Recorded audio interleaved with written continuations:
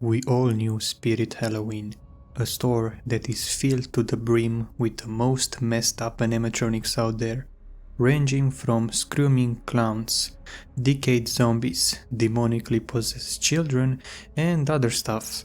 Every year, they always push the limits with the level of gore and blood. But what if I told you that there was an animatronic that never made it to the shelves? Well, you're in for a treat, so keep on listening. You see, I worked at Spirit Halloween a few years back, just a seasonal job to make extra money. But unfortunately, the pay was god-awful, but I loved the atmosphere there regardless. I am typing this from memory, and I don't really remember what year this took place in, but it was around the time when our boss, let's call him Eric, at our Spirit Halloween store noticed something odd. A new animatronic was delivered overnight, but for some reason none of us remembered ordering it. It wasn't on the inventory list, and there was no box. It was just standing there, propped into the corner, as if it was always there, and holy Jesus Christ, it was really disturbing. You see, the thing was just dressed in ragged, blood-stained robes and had this really rough, corpse-like face covered in gauze. Its stomach was torn open, and its arms hung limply at its sides. The design was just almost way too realistic. Unlike the usual plastic figures we get, it was labeled God Limited Edition. One of my co-workers, let's call him James, a best friend of mine actually, joked, "Dude, this thing looks straight out of 𝓕𝓮𝓮," while staring at me. I just smirked, clearly finding it a little funny. For those living under a rock, it was an old black and white movie where God kills himself at the start, bleeding out in agonizing detail. It wasn't really the type of thing Spirit Halloween would ever base a prop on, but still, we shrugged it off and just decided that it was just some promo item from corporate. So we just decided to set it up with the other animatronics. That's when things got weird. A few days later, one of my co-workers, let's call him Mike, shouted, "Jesus Christ, what is that smell?" I smelled it too. At first it was faint, just a whiff of something rotten, like old meat. We assumed it was a dead rat somewhere in the store. But then the next week came, and it got worse. It became so unbearable that even the customers started complaining. The air felt thick, suffocating, like something was decaying right in front of us.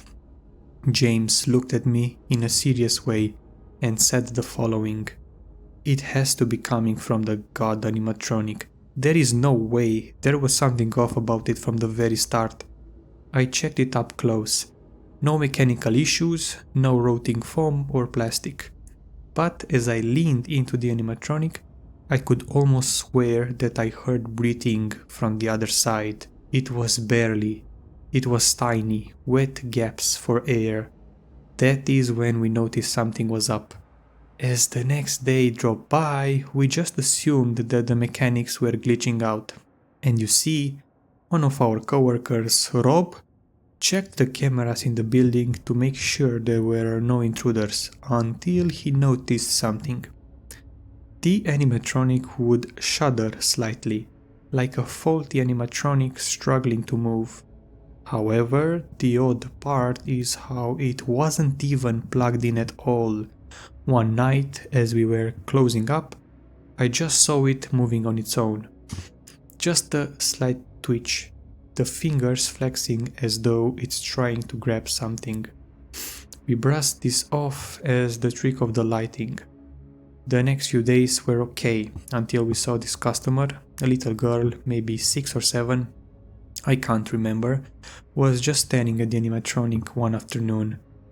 Not unusual, of course, as people like viewing the animatronic on set, admiring them on occasion. However, I noticed the mother nudging her, but she couldn't move. Her face was pale. I almost wanted to ask what's wrong, as we care for our customers' safety. Now, let me note that yes, our animatronics are horrifying, so people are obviously going to get pale once in a while. But she was pale as if she was about to collapse on the floor.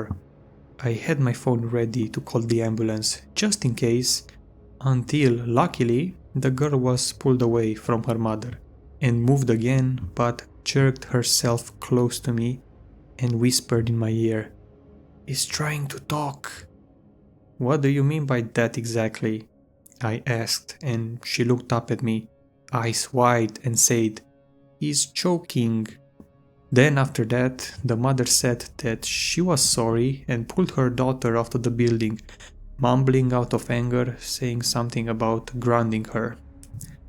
I stood there in fear, but I gained composure, with everybody staring at the girl in confusion as she was being dragged off the building. Then, on the next day, the smell got worse and worse, and the entire store heard James snap. "I can't take this smell anymore, I can't take it, I can't take it," James shouted as he grabbed the box cutter and sliced open the stomach of the animatronic, right where the prop's fake wound was.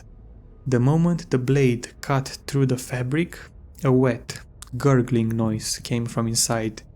It sounded real, and then the blood poured out.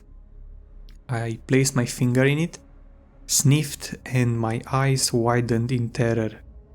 The remaining customers in the building were watching the scene happen as I watched real, dark, stinking blood drenched on the floor. Something was thumping inside of the animatronic like a trapped animal.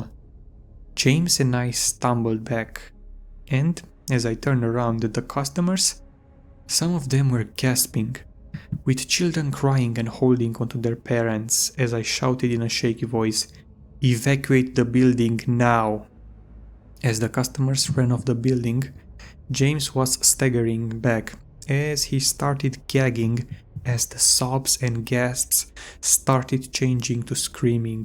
We called the police immediately, and when they arrived, they ripped the animatronic open completely. The insides weren't metal. There were no wires. There was a freaking man. His skin was grey, clammy, stretched over bone. His lips trembled as blood foamed at his mouth.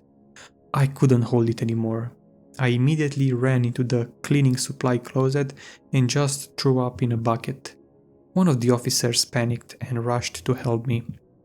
I was about to pass out, and I was given a water bottle. I drank it quickly and started to feel a bit better afterwards. I didn't want to, but I checked the body closely again, and I noticed the stomach was cut open and organs were barely contained. His eyes were rolled back in their sockets, barely awake, barely alive. We had to get our manager, Eric, to see this, and he muttered something in horror. James asked him what's wrong, and he also found out something. Somebody was murdered in this store. We noticed that the body was dressed up, sewn inside the costume. His arms were tied to the animatronic's frame, his body positioned like a prop, and he had been rotting from the inside out. He was still twitching too, and like the manager said, somebody murdered this man and made him into this messed up creation. Luckily, the manager didn't accuse us of the murder, but it had to be some other coworkers in the building. It was too late though. The man had died before the ambulance arrived, and the autopsy revealed that the man had been alive for at least a week, suffering in complete silence. I felt horrible for the man. He didn't deserve this at all. Since then, the manager had fired everybody in the store except for me and James. However, as everybody was being kicked out, we noticed that Rob may have been the suspect, as he's been quiet about the crime scene, and a father holding his crying son tightly said that he broke out in a sweat during the time when the body was discovered and interviewed. Yes, we were all interviewed, including the customers. We weren't treated like criminals, but were asked how we felt during the situation. The people interviewing us were super nice and vouched for us. Afterwards, when the Spirit Halloween location was being shut down and sealed off with yellow tape, we saw Rob being taken out of the building while handcuffed, with the police believing that he has been the suspect responsible for this murder. That was the last of the location. As a few weeks went by, James and I, including Eric, moved to work at a different Spirit Halloween across town. I was looking at the new animatronics. James ran up to me, holding his phone, and told me something that made me pause. Rob has been released. I looked at him for a moment and prayed that he learned his lesson since that day, if he was the psycho that murdered that man. Then I admired the animatronics, looking at the masks and everything, as James walked away. Then I saw something standing in the corner. It was standing completely still, and it had the same robes, the same outstretched hands, and the same open wound. I swear to God, I swear I saw it twitch.